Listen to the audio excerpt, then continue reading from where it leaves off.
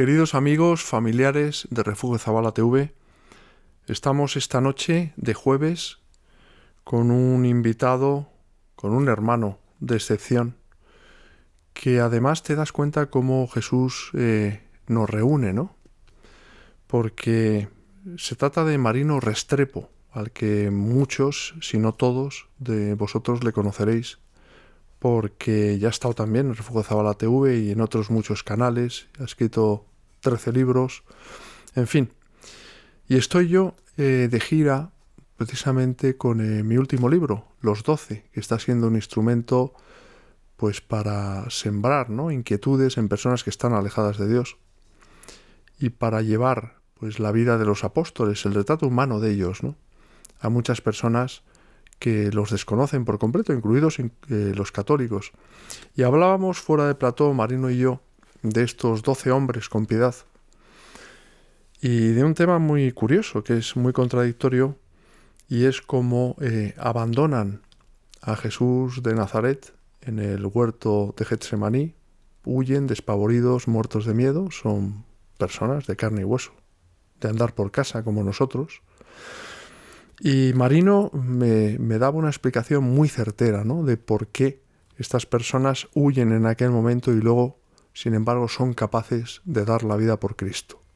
Muy buenas noches, Marino. Muy buenas noches, muy contento de estar aquí contigo. Este es tu ejemplar, que ya va dedicado, de los 12, y bueno, espero que te lo leas y que te guste y que te aporte cosas, ¿no? Pues estoy muy interesado en leerlo y te agradezco muchísimo que me lo hayas dedicado también. Hablábamos de este tema, Marino, porque a mí me has dado muchas luces, porque tú eres una persona que está iluminada por el Espíritu Santo, por eso me has iluminado a mí también. Cuéntanos esta paradoja humana, ¿no?, de los apóstoles. Bueno, yo siempre, a través de mi apostolado de 25 años ya, en muchos lugares de retiros que he dado, charlas de muchos temas, siempre se ha presentado este tema. No porque me lo hayan preguntado, sino que me ha fluido este tema como un ejemplo vital del conocimiento del Espíritu Santo y la labor del Espíritu Santo y esas promesas de Jesús y el interés que él tenía cuando los veía tan tristes porque les contó que se iba y él les dijo: no estén tristes, yo tengo que irme para enviarles el Paráclito. Y así ocurren unos pasajes que van marcando ese evento del Espíritu Santo, como por ejemplo, nos damos cuenta que cuando Jesús quería que los apóstoles entendieran algo que tenían que conservar, que no podían olvidar, lo que hacía, según la palabra dice, les soplaba el Espíritu Santo. O sea que como no lo tenían, tenía que soplárselos para ese momento, como cuando Él resucita y se les aparece donde estaban reunidos y instituye el sacramento de la confesión, pero antes les sopla el Espíritu Santo para que ellos entiendan la dimensión espiritual de este sacramento y para que no se les olvide, ¿no? Entonces, podemos ver con claridad que Jesús, en su formación de los apóstoles, pues más que nadie, él siendo Dios y era el maestro, sabía que esos pobres discípulos no tenían la fuerza para lo que él exigía hasta que no les enviara el Paráclito, porque humanamente no la tenían. Entonces, ¿qué sucede? Por ejemplo, te compartía que el diablo le pidió permiso al Padre Celestial para pasar a Pedro por el trillo. Y Jesús se lo anunció antes de la pasión. Le dijo: Pedro, Pedro, Satanás pidió permiso al Padre para pasarte por el trillo.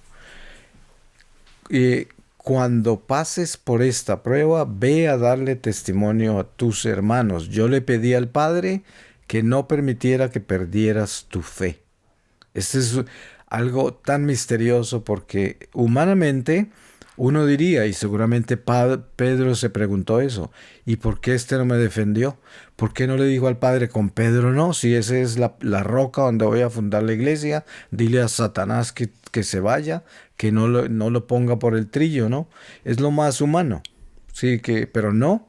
Jesús no habló de que iba a detener al diablo, no habló de que iba a cambiar esa realidad que el Padre Celestial autorizó, sino que Pedro, que sobre esa roca se edificaría la iglesia, tenía que ser puesto en el horno para poderlo cocer bien y que fuera esa roca, ¿no? Pero qué dolor tan grande, o que dice la historia sagrada en muchos lugares, que Pedro lloró esa negación de Jesús, porque el trillo fue que él negó a Jesús 3 veces. Y dicen que eso le dolió tanto que lo lloró toda la vida. Y sabemos que Jesús, para sanarlo de eso y mostrarle cómo reparar ese pecado, le preguntó 3 veces si lo amaba después de que él resucitó. 3 veces le preguntó. Y Pedro no entendía por qué continuaba preguntándole. Se lo hizo 3 veces, pero era para sanarlo de las 3 veces que lo negó. Entonces le preguntaba, ¿me amas? Y él 3 veces le tuvo que decir que sí. Y eso fue una reparación. El mismo Señor le reparó lo que él hizo, ¿no? Pero nos damos cuenta aquí la acción del Espíritu Santo. Pedro, a pesar de ser tan valiente, tan atrevido, que él se fue hasta el patio de donde tenían preso a Jesús, se entró a la boca del enemigo, a la boca del lobo. Y estando adentro, pues todos le decían, tú eres uno de ellos, y por eso fue que lo negó. Pero ya estaba adentro.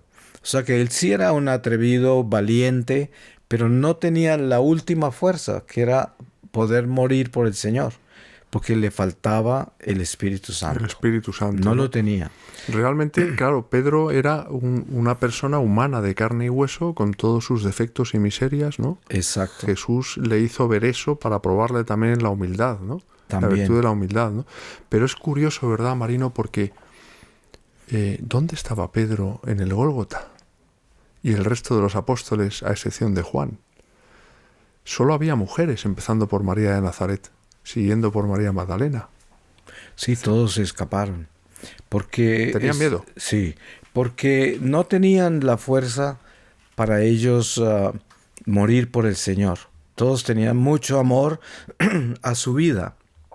Estaban muy carnales, ¿no? Muy terrenales, muy cerebrales, no eran espirituales. A pesar de toda la experiencia espiritual con Jesús, esa experiencia espiritual no se puede encarnar si no se recibe el Espíritu de Dios. Por eso es que vienen todas estas contradicciones, ¿no? Pero tenemos que mirar la valentía de San Pedro, porque vemos, por ejemplo, en el agua, cuando él decide decirle a Jesús, si eres tú, Señor, que yo camine hacia ti. Y el Señor le da la gracia y él se va. Y quién sabe cuántos pasos dio, pero se atrevió a caminar sobre el agua. Eso es demasiado atrevido. Se empezó a hundir porque no tenía el espíritu todavía para toda la fuerza, y el Señor lo reprendió. Le dijo, hombre de poca fe. Porque el maestro es un maestro perfecto, y el maestro le dio el espíritu para que llegara, pero él lo perdió por su humanidad, ¿no? Le entró el miedo. Pero el Señor lo reprendió para exigirle, porque el Señor nos exige darlo todo, porque Él nos lo dio todo a nosotros. Entonces Él nos pide todo. Por eso yo siempre digo a la gente, el día que lleguemos ante Él, es que no es que yo traté, es que Él me dio todo, yo tengo que darlo todo. Darlo todo no quiere decir alcanzarlo todo, pero darlo todo es querer llegar a todo lo que debemos alcanzar, porque lo que nos falta no lo completa el Señor, si Él sabe que eso es lo que queremos. Claro, por eso yo creo, Marino, todo lo que estás diciendo, los 12, y en concreto este libro que acaba de aparecer ahora, están de actualidad, porque de alguna manera son espejos en los que nos podemos ver reflejados nosotros, ¿no? Como personas de carne y hueso, como personas que a veces pues no confiamos en el Espíritu Santo, que pensamos que con nuestras propias fuerzas podemos hacer las cosas y no salen, ¿no? Porque Dice Jesús, sin mí no podéis hacer nada, ¿no? Es decir, toda esta enseñanza de los apóstoles la podemos aplicar al hombre de hoy. Totalmente, porque es que nosotros, a pesar de ya haber recibido el Espíritu Santo, eso no quiere decir que estamos en unión al Espíritu Santo, para que seamos, siendo uno con Él, tengamos la fuerza de tener esa fe que se va hasta la muerte por su Maestro, que nos atrevemos a morir por nuestra fe.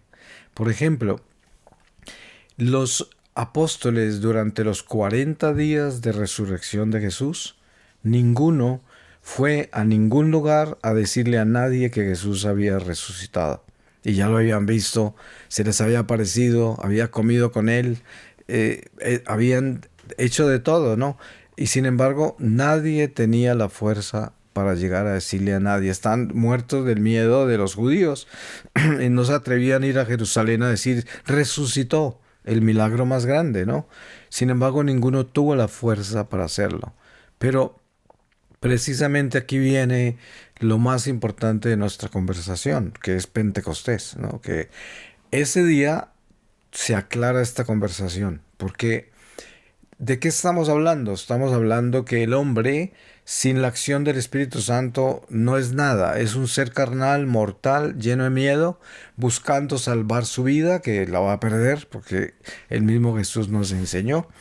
En cambio, vemos en Pentecostés cómo es que estos apóstoles miedosos, ¿no? Humanos, llega el Espíritu y nadie le dijo a Pedro, vete al balcón a hablar, ¿no? Fue el Espíritu que lo empujó, el viento ese que llegó, se lo llevó al balcón y Pedro, sin saber, comienza a hablar, ¿no? Y aparece esta transformación extraordinaria de esos apóstoles que antes eran tímidos, que no se atrevían a hablarle a los judíos de Jesús porque los podían matar. Y aquí le hablan a miles de judíos que están ahí y la gente que fue a Jerusalén a esa fiesta. A partir de ese momento aparece, según San Lucas, que nos narra en los Hechos de los Apóstoles, que los apóstoles todos los días partían primero el pan, o sea, celebraban la Eucaristía, y se iban al templo a predicar después de Pentecostés, ¿no? O sea que nos damos cuenta que esos que estaban escondidos ahora estaban en el templo, y esos a quienes ellos les temían, ahora les temían a ellos, porque no entendían estos de dónde sacaron ese poder, esa fuerza. ¿Cómo así que no tienen miedo? Están metidos acá donde les matamos a su maestro, ¿no? Y ahora, ¿de dónde sacaron todo esto? Y ahí es donde viene esa historia de la fuerza que llevamos todos nosotros, que es una fuerza que tenemos que integrarnos a ella. Por eso yo pienso que una de las evangelizaciones más importantes de la iglesia nuestra, y especialmente en estos tiempos de un materialismo tan grande, es la acción del Espíritu Santo y cómo unirnos a Él, cómo hacer que ese Espíritu Santo que está en nosotros actúe para que nosotros, convirtiéndonos en una unidad con el Espíritu, podamos llevar a cabo la misión para la cual Dios nos creó, apostólica, que seamos apóstoles, ¿no? Como los apóstoles que murieron finalmente por Él, ¿no? Y eso funciona, además, la invocación al Espíritu Santo, ¿verdad? Tú lo sabes por experiencia propia, porque tú no eres teólogo y sin embargo te encomiendas al Espíritu Santo y empiezas a decir cosas que hacen bien a muchas personas y tú a veces no eres consciente de lo que dices. No, yo a veces soy mi propia audiencia, a veces escucho mis propias charlas. Yo tengo misioneras en mi comunidad que viajan conmigo algunas. Allá se me están casando, ¿no? O sea que ahora, pero siguen vinculadas a la misión. Pero ellas escuchan mis charlas en mis viajes y yo siempre les pregunto, dame un resumen de la charla. A ver qué he dicho, ¿no? Sí, o qué ha dicho el Espíritu Santo porque a través de mí. Yo me acuerdo de cosas, ¿no? Pero no tengo como la audiencia que tiene la charla entera, ¿no? Pero has dado la clave, de verdad. Y esto que parece algo obvio, se nos escapa. Lo que tú has dicho, ¿no? Realmente hay un antes y un después que lo marca Pentecostés, el Espíritu Santo, la acción del Espíritu Santo, ¿no? Antes bueno, son apóstoles, son hombres que tienen sus miserias, sus miedos, y luego, sin embargo, acaban ofreciendo su vida por Cristo. Es decir, ahí es el Espíritu Santo, es el que les da la fuerza para poder estar a la altura de las circunstancias. Deberíamos invocar más, ¿no, Marino, al Espíritu Santo hoy? Sí, debíamos tener más educación acerca del Espíritu Santo. En la iglesia, la renovación carismática ha hecho un buen trabajo al respecto, pero el problema es que también hay mucha contaminación de protestantismo en las actividades carismáticas y mucha gente no se cuida de eso. Y eso es una contaminación peligrosa porque entonces el Espíritu Santo resulta siendo una presencia emocional, ¿no? Y no espiritual. Entonces es de mucha emoción, de mucha pasión, pero al final no tiene trascendencia porque la gente sale de todas esas alabanzas y de milagros y de todo lo que sucede a su casa y no hay un cambio de corazón, no hay una transformación. Hay muy pocos, hay gente que sí, ¿no? Hay gente que sí, porque no podemos generalizar esto, ¿no?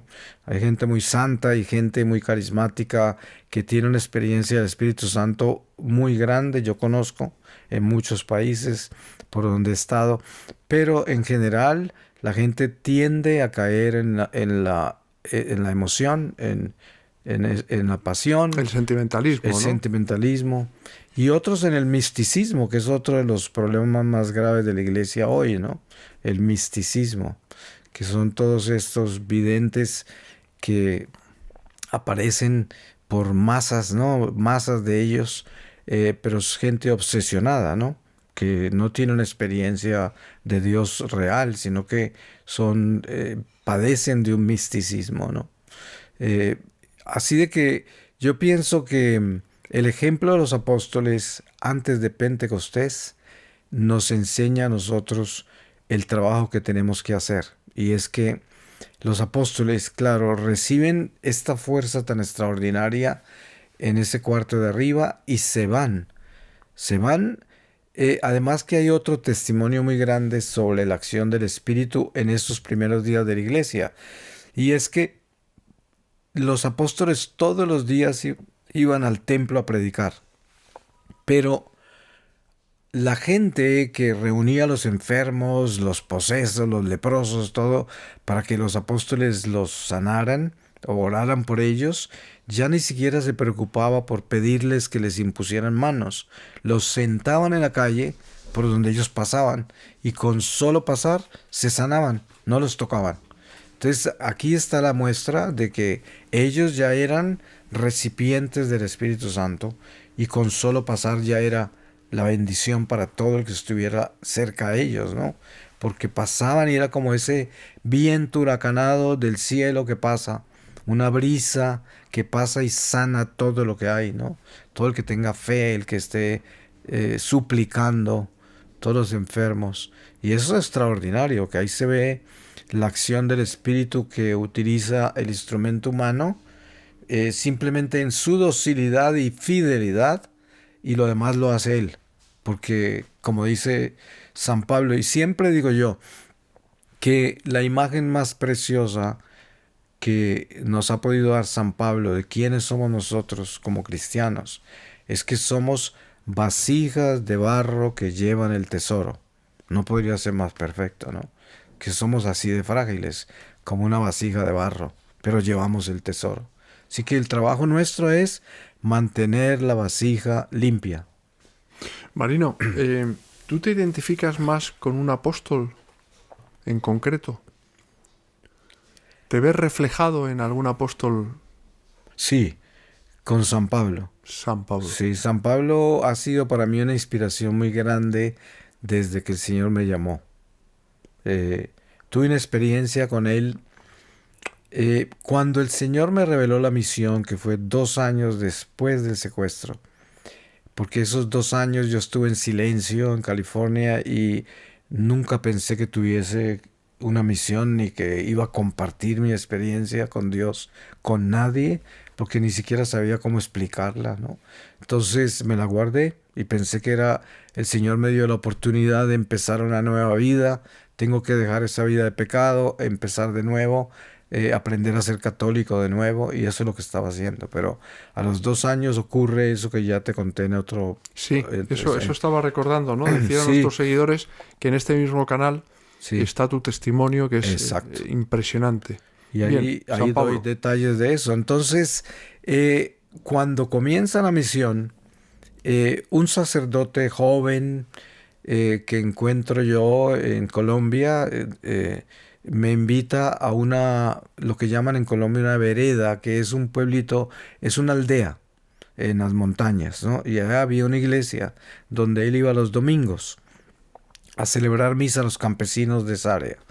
Entonces me invitó y me dijo, vente allá conmigo y si quieres te puedes quedar ahí. Yo regreso cada domingo, te puedes quedar una semana, ¿no? O si quieres irte, pues allí no muy lejos puedes tomar un autobús. Y sí me fui con él. Y esa iglesia era la iglesia de San Pedro y San Pablo. Fíjate.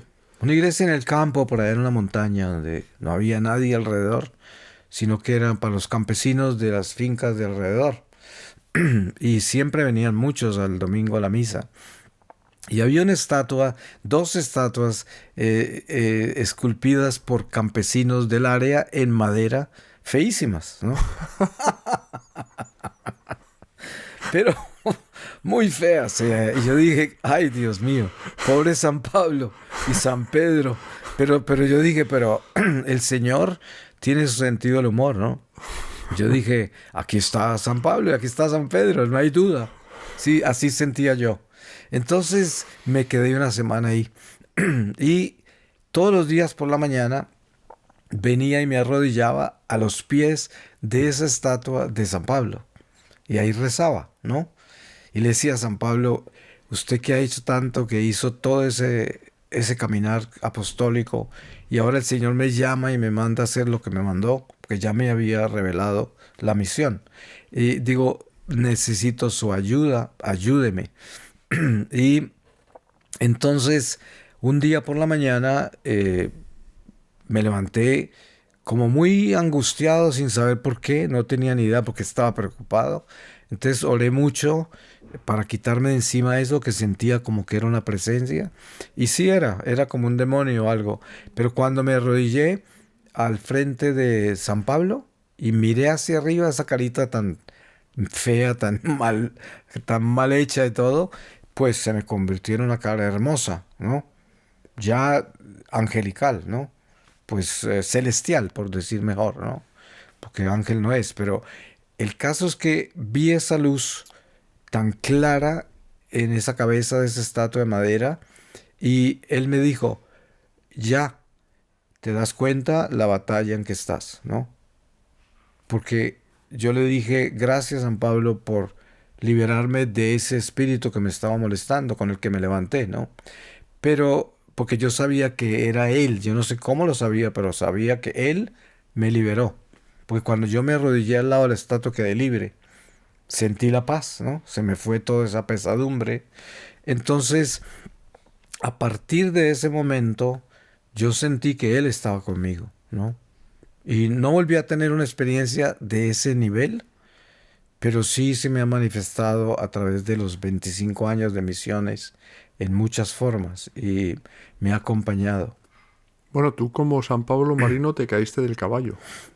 Tuviste una conversión brutal, ¿verdad? Sí, Después de una vida de pecado y te entregaste a Cristo al 100%, sin sí, condiciones. sí, sí, es verdad. O sea que no me extraña que te veas reflejado en él como en un espejo. Pero ¿qué me puedes decir de Judas Iscariote? Judas Iscariote era realmente un hombre tan malvado cuando Jesús le eligió para formar parte de su colegio apostólico. Porque él me imagino que predicaría el reino de Dios al principio y curaría incluso enfermos y expulsaría demonios en el nombre de Cristo, como el resto de los discípulos, ¿no? ¿Qué pasó con Judas? Bueno, primero encontramos el misterio de las escrituras, ¿no? Que lo anuncian desde antaño. Los profetas anuncian a Judas. Luego tenemos un testimonio del mismo Jesús hablando con el Padre que le dice, de todos los que me has dado, ninguno se ha perdido, con excepción del hijo de la perdición, ¿no? Entonces, después, en la última cena, cuando está anunciando que lo van a traicionar, dice, más le valdría no haber nacido al que me traicionará. Entonces hay una serie de declaraciones evangélicas que muestran a un Judas misterioso, que al mismo tiempo, leyendo bien los evangelios, nos damos cuenta que Judas es como un guerrillero, ¿no? Que con los hijos del trueno que llaman, querían tumbar a los romanos, ¿no? Ellos querían liberar a Israel del yugo de los romanos, y se prendieron de Jesús porque se suponía que el Mesías venía a reinar. Entonces ellos, cuando Judas comienza a escuchar a Jesús hablar de un reino de otro mundo, él comienza a odiar a Jesús, porque a él no le interesaba un reino de otro mundo. Él le interesaba que el reino terrenal se los devolvieran a los judíos. Él estaba buscando un reino terrenal. Claro. Lo mismo los hijos del trueno, ¿no? Sí. Entonces, pues nos damos cuenta que Judas Iscariote es un personaje misteriosísimo, que Jesús sabía que él era el traidor desde el principio, ¿no? Pero nunca se lo reveló a los apóstoles, porque en la última cena ninguno sabía quién era el traidor. Si Judas hubiese sido tan obvio, un malo, el ladrón, como se aparece, ¿no? Sí. Pues todo el mundo hubiera sabido que era Judas. Y sin embargo, a mí hay una cosa, fíjate, Marino, que Jesús, que ve en lo escondido, le confía la bolsa a Judas, Sí. y no a Mateo, que ha sido recaudador de impuestos, Exacto. sabiendo que era un ladrón. Sí. Es verdaderamente... Yo recuerdo un libro célebre que habrás leído, Cruzando el umbral de la esperanza, en el que Juan Pablo Del Papa, II sí. dice que no se puede decir a ciencia cierta que Judas se haya condenado. Es más, la Iglesia, como tú sabes mejor que yo, se pronuncia sobre las personas que están en el cielo a través de los procesos de canonización, ¿no? Pero sin embargo nunca se ha pronunciado públicamente sobre tal persona se ha ido al infierno, está en el infierno. Solo Dios lo sabe. Y por eso a mí me parece fascinante, ¿no? El personaje de Judas, porque tú decías, efectivamente, lo escrito está. Y se acaba cumpliendo. El profeta Zacarías, en este caso, profetizó que se entregaría al Mesías por 30 siclos de plata, ¿no? Exacto. Si no hubiera sido Judas, hubiera sido otro, digo yo. Pero es evidente, claro, que el demonio ahí entró, ¿no? En él. Claro, y lo dice así la palabra cuando le da ese pan mojado en el vino. Dice, y Satanás entró en él, ¿no? Que es una enseñanza muy importante para la preparación que se exige para recibir la Eucaristía. Cuando comulgamos sin prepararnos, estamos haciendo lo de Judas. Satanás entra a nosotros, lo que es un sacrilegio, ¿no? Pero el personaje de Judas Iscariote también trae otra catequesis inmensa, otra enseñanza, que es la naturaleza humana de la Iglesia. Porque ahí encontramos al Judas terrenal que está buscando a un Mesías que les devuelve el poder terrenal que les quitaron, ¿no? Y es todo lo que le interesa. No tiene oídos para el más allá, para la trascendencia, las cosas espirituales, o no.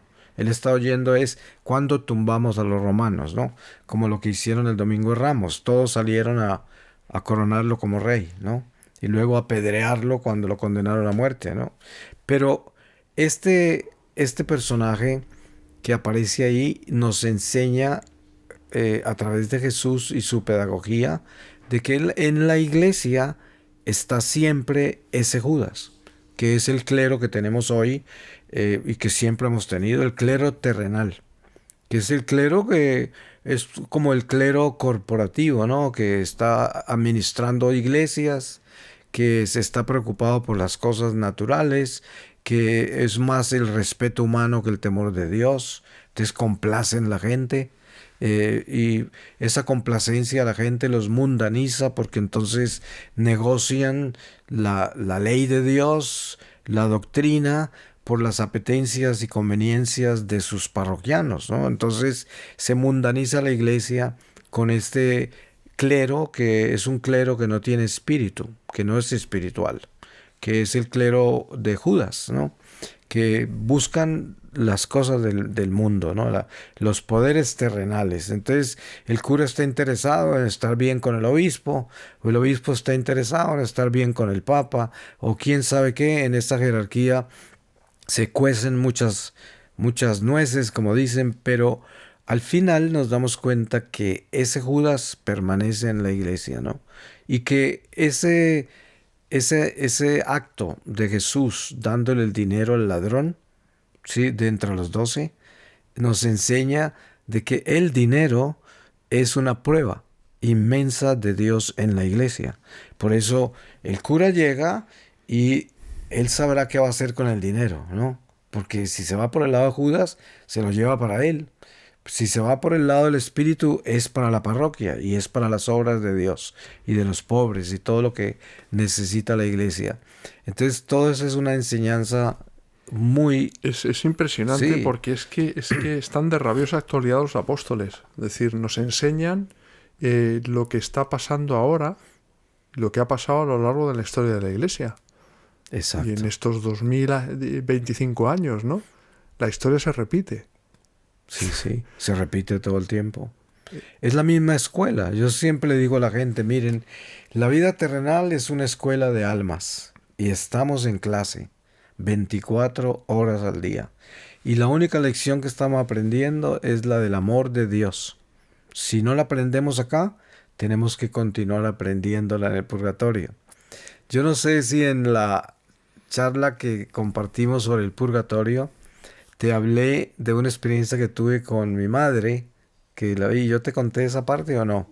Yo creo que... Cuéntala, Que cuéntala. yo estaba debajo de un árbol muy grande, y como meditando ahí, orando, y de pronto me aparece una mesa encima, en el aire, rectangular de madera, como muy pesada, ¿no?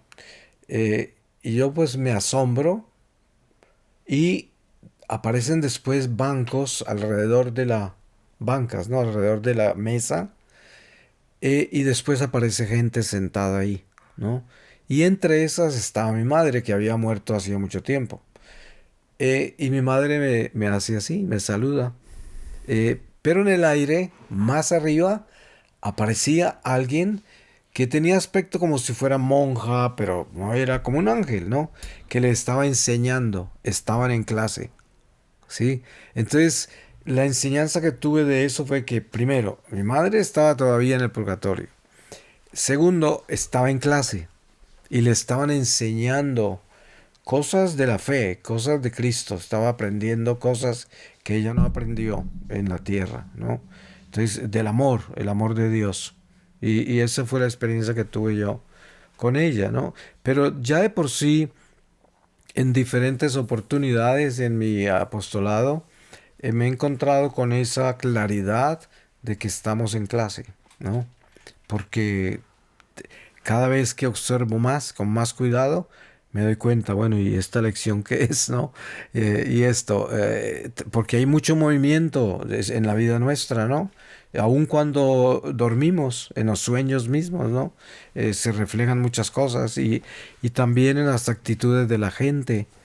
Los enemigos son nuestros mejores maestros, ¿sí? Porque nos ponen contra la pared y generalmente vienen a destruirnos, ¿no? Entonces uno tiene que construirse en la fe, porque hay situaciones como las que yo he vivido, por ejemplo, en mi apostolado, en las que los enemigos han llegado a destruir, porque no es que llegan simplemente a calumniar o llegan a tratar de dañarle a uno algunas cosas, no, llegan es a acabarte, a destruirte, porque claro, eso viene inspirado, ¿no?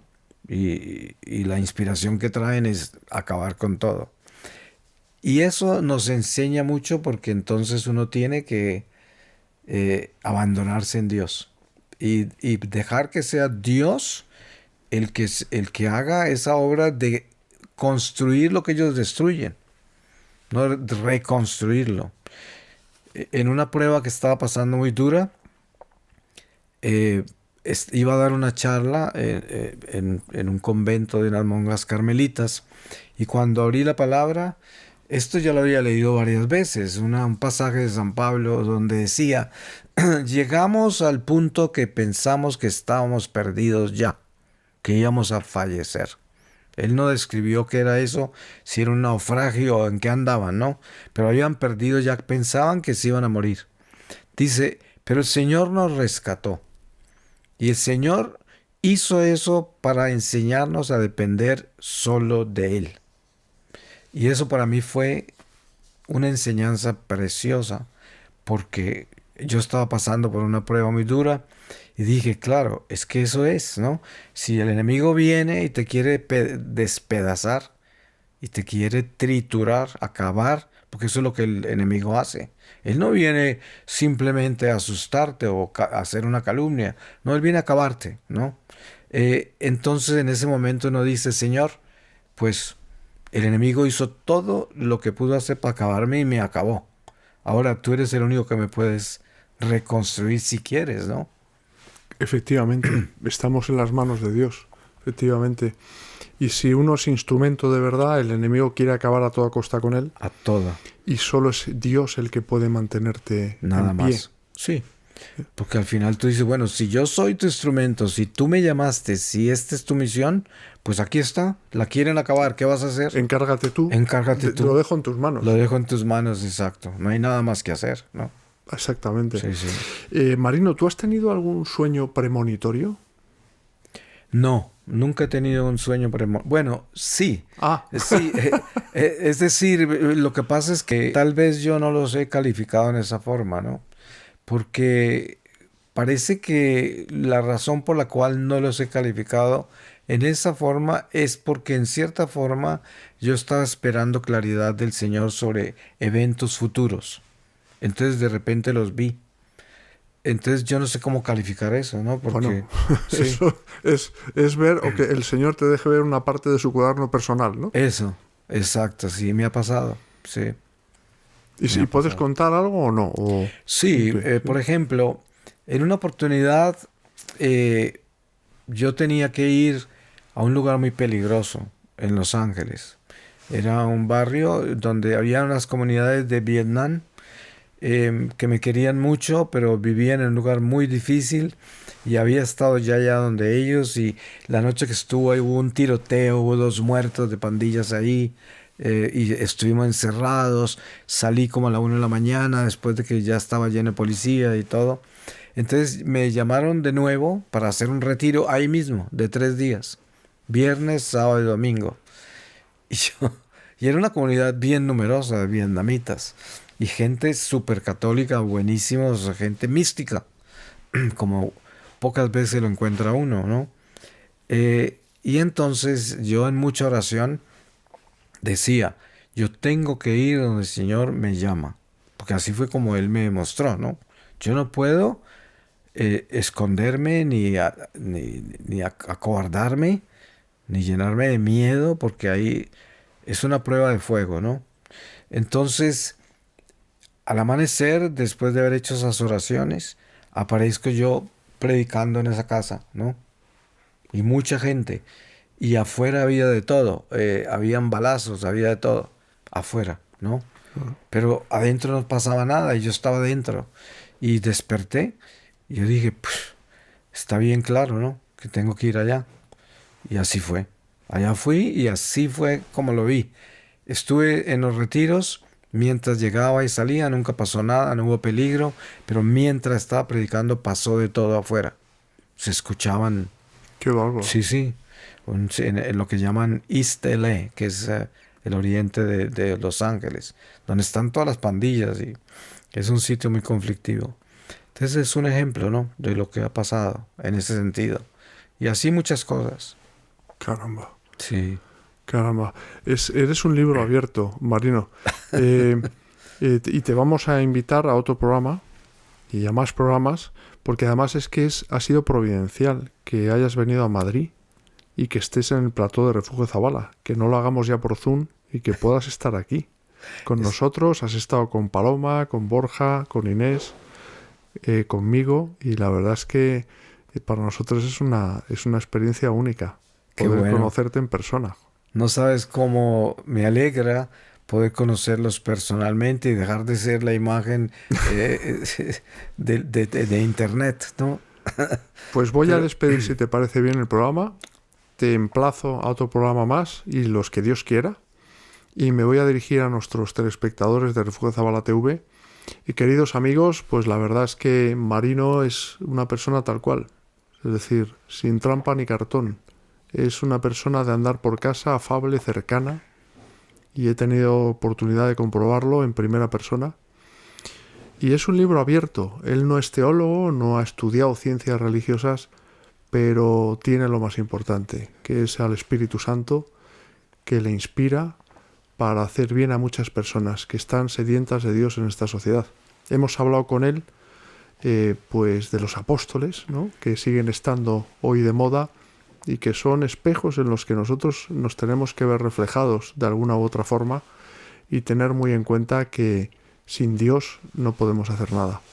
Os emplazo a otro nuevo programa de Refugio Zabala, vuestro canal para tiempos convulsos, donde podréis encontrar a Dios el próximo jueves a las 10:30 de la noche. Que Dios os bendiga a todos.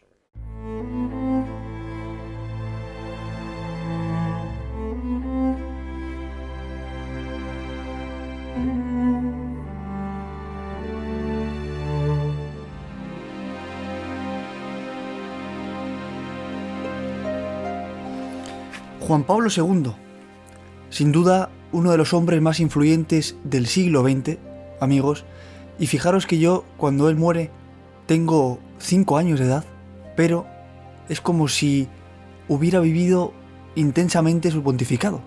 Esto es sorprendente, ¿no? Porque hablamos de un gran santo, pero sobre todo de un gran hombre que con su carisma revolucionó la fe. Es decir, a los jóvenes les chutó, permitidme la expresión, adrenalina para seguir adelante en el camino que Jesús marca. Esto es muy difícil, esto es muy complicado. En un momento además de la historia donde las tendencias, las modas que venían eran muy, pero que muy atrayentes para los jóvenes, Juan Pablo II, en cambio, fue ese faro de luz que indicaba por dónde había que caminar. Yo tuve la oportunidad de pequeño, no sé si tendría 12 años o 13, de ir al colegio Juan Pablo II, aquí en Madrid. Venía antes de otros colegios donde había tenido pues algún problema, pues yo qué sé, por lo que sea, ¿no? Pero fue dar con ese colegio Juan Pablo II y cambiar por completo mi experiencia académica.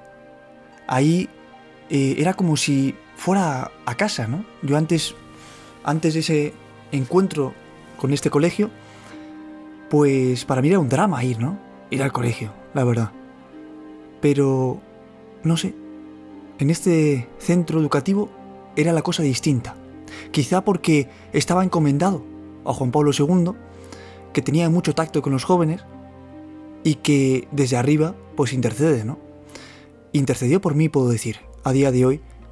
Hizo, no sé si un pequeño gran milagro conmigo, en el sentido de que me recondujo, ¿no? Y me ayudó a encaminarme con la edad que yo tenía, 12, 13 años, y a decir, venga, aquí es como si estuvieras en casa. Los profesores, los compañeros, era distinto el ambiente. No sé explicarlo con palabras, pero es la vivencia que tengo. Y eso me marcó, insisto. Yo, la figura de Juan Pablo II la he tenido muy presente en mi casa. Mi abuelo ofreció su vida, mi abuelo paterno, por San Juan Pablo II. En el momento del atentado, Juan Pablo II estaba muy enfermo y mi abuelo le dijo a Jesús, yo ofrezco mi vida a cambio de que el Papa se salve. Y fue así. Mi abuelo murió de lo mismo que el Papa, le operaron de lo mismo que el Papa y el Papa se repuso. la verdad que este testimonio en la familia pues está muy arraigado, ¿no? Y a mí me produce gran satisfacción poder contarlo, y al mismo tiempo es como una llamada de atención, ¿no? Oye, que este gran santo, Juan Pablo II, está muy presente en la familia. Pero uno se pregunta, ¿no? Indudablemente, ¿qué pasaría ahora si Juan Pablo II estuviera aquí? En estos momentos tan convulsos, a nivel ya no solo político, ideológico también, a nivel de fe, a nivel de modas que se están imponiendo y que lejos de ofrecer un progreso positivo al ser humano, lo que están haciendo es encaminarle hacia, no sé si el abismo, que esto es muy fuerte, pero sí al menos hacia una vida fría, alejada completamente de la luz de Dios. Y esto se palpa, amigos. No hay que ser católico, no hay que... No. Basta con un poco de criterio, basta con un poco de... Oye, también incluso de humildad, ¿no? Y de objetividad, para decir, analizar un poco la situación, ¿no? La sociedad de antes y la sociedad de ahora. Ahí lo tenemos, por ejemplo. El valor de la familia, de la vida, el valor del amor. Pero no este amor que se nos vende ahora, que es egoísta, sino el amor verdadero, la entrega diaria, ese amor que nos inculcaron nuestros mayores. ¿Qué está pasando con esos valores? Seamos sinceros, por favor. ¿Qué está pasando? No existen apenas. Se están diluyendo. Hay quienes están interesados en que esto ocurra. Y la sociedad, como borregos, están picando. Muchas veces también, es verdad, abocados a lo imposible, ¿no? ¿Qué vamos a hacer? La gran mayoría ante estas tendencias que se nos imponen y que cada vez son más opresivas. Pues muy difícil lo tenemos. Y en especial los católicos, ¿no? Porque fijaros, ya no solo es el ataque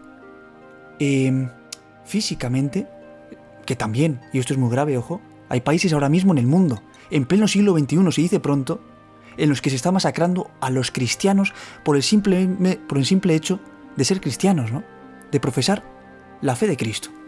Eso está ocurriendo. Pero también, no menos grave, es ese ataque civilino a nivel mediático, a nivel de pensamiento, que se está introduciendo en todos los... en todas las partes, ¿no? Que componen nuestra sociedad. En la familia, en la iglesia también, ojo, en la política, en los países. Esa persecución, además, curiosamente, solo a la iglesia católica, que por ejemplo se vive en Nicaragua, que por ejemplo se vive también de otra manera aquí en España, en Europa. Esas raíces cristianas, Europa viene del cristianismo, es así, es innegable, es decir, esa es nuestra base. Pues ahora hay quienes dicen que esto no interesa y que hay que echarlo para otro lado, ¿no? Esto lo estamos viendo. Entonces, ante esta situación en la que estamos, que yo sinceramente no veo ningún progreso, por mucho que se venda, uno se replantea, ¿no? Oye, ¿y si viniera un papa como Juan Pablo II ahora mismo? ¿Qué pasaría? 20 años ya se cumplen hoy de la muerte de Juan Pablo II, 20 años desde que esa plaza de San Pedro se llenó, 300.000 personas en el funeral, más de 1,5 millones de personas también en los alrededores de Roma, y en Roma siguiendo ese funeral de Juan Pablo II en distintas pantallas que se habían puesto. La ciudad se colapsó. Y ojo, en Polonia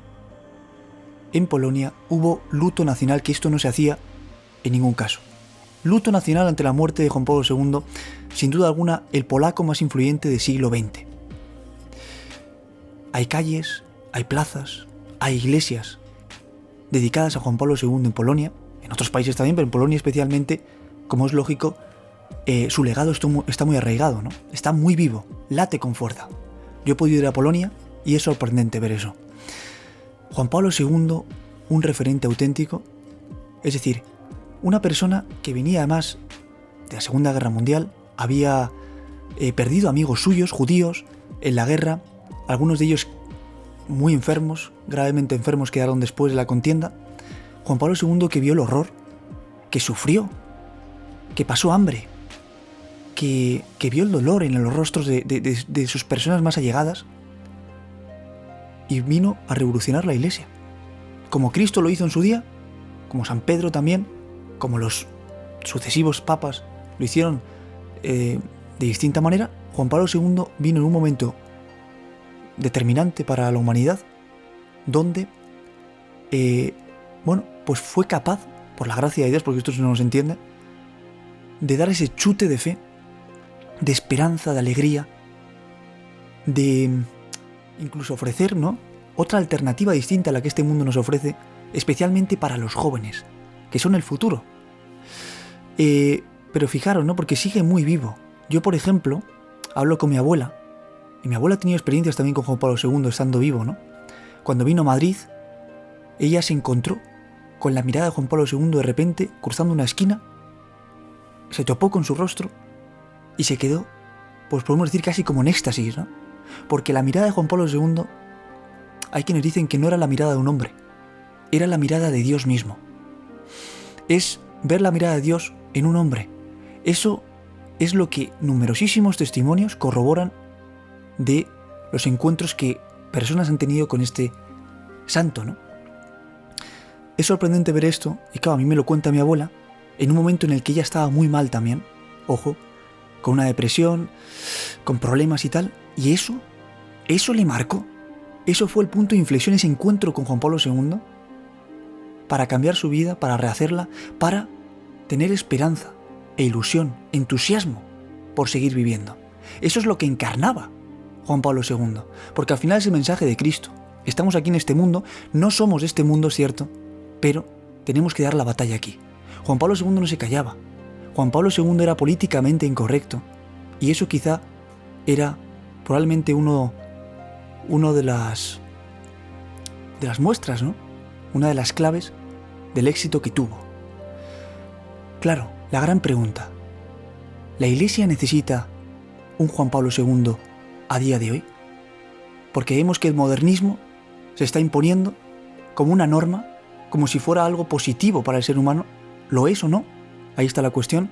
Cada uno opinará, dirá, bueno, pues sí, en ciertas cosas será bueno, o a lo mejor no, ¿no? La Iglesia también, ¿no?, está tomando una tendencia modernista en algunos casos. Uno dirá, bueno, pues sí, es que es necesario que la Iglesia también se modernice, que se actualice el mensaje de Cristo en este mundo.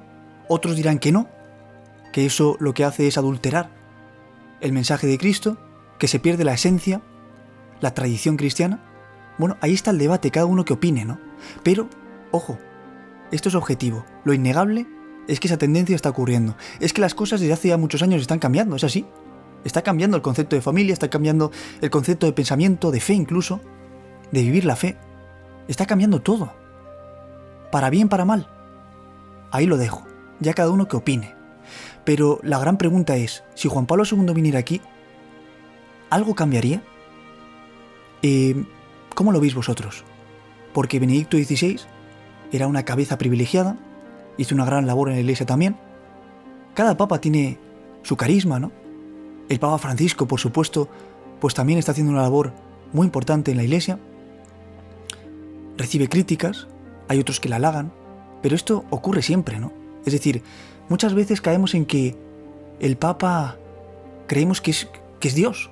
El Papa es humano como nosotros. El Papa es verdad que es elegido por la gracia de Dios, por el Espíritu Santo, para una tarea muy difícil, muy complicada. Y muchas veces, injustamente, se somete a críticas, ¿no?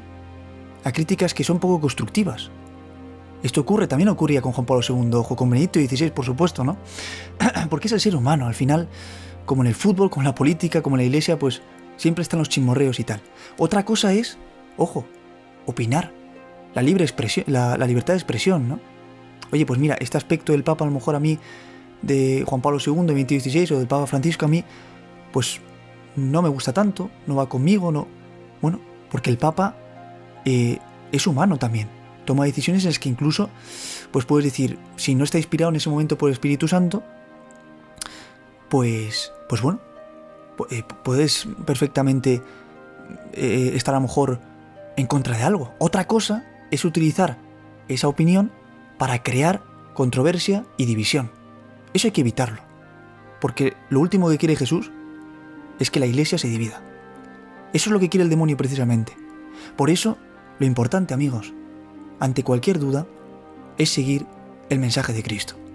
Y Cristo nos ha dado su iglesia. Pues sigámosla. Que habrá cosas que nos gusten muchísimo, pues genial. Que habrá cosas que a lo mejor digamos, ¿y esto por qué? Pues bueno, también seguimos, ¿no? Porque somos cristianos. Seguimos a Cristo, ¿no? Pues esa es nuestra misión. Ser luz en este mundo. Y la gran pregunta, ¿la iglesia necesita un Juan Pablo II? Porque la clave está en que Juan Pablo II, cuando fue ordenado papa, era muy joven, ¿no? Para lo que en realidad un papa llega a la edad que llega, ¿no? Los papas siempre suelen llegar ya con una avanzada edad, en la vejez ya prácticamente, y Juan Pablo II, en cambio, era joven, tenía fuerza, brío, era deportista, le gustaba mucho la montaña, era muy vitalista, era un hombre recio, y eso también es importante para los seguidores, ¿no?, de la iglesia, porque es una imagen. Al final, lo que nos impacta son las imágenes. La imagen de Juan Pablo II era muy potente. Cuando llenaba estadios, cuando llenaba lugares con cientos de miles de personas, esa manera, ¿no?, de expresarse, de hablar, rotunda, firme, pues a uno le arropaba y le daba fuerzas, brío para comerse el mundo. Eso es muy importante. ¿Un Juan Pablo II se necesita a día de hoy? Esa es la gran pregunta. ¿Qué ocurrirá después? ¿El siguiente quién será en la lista?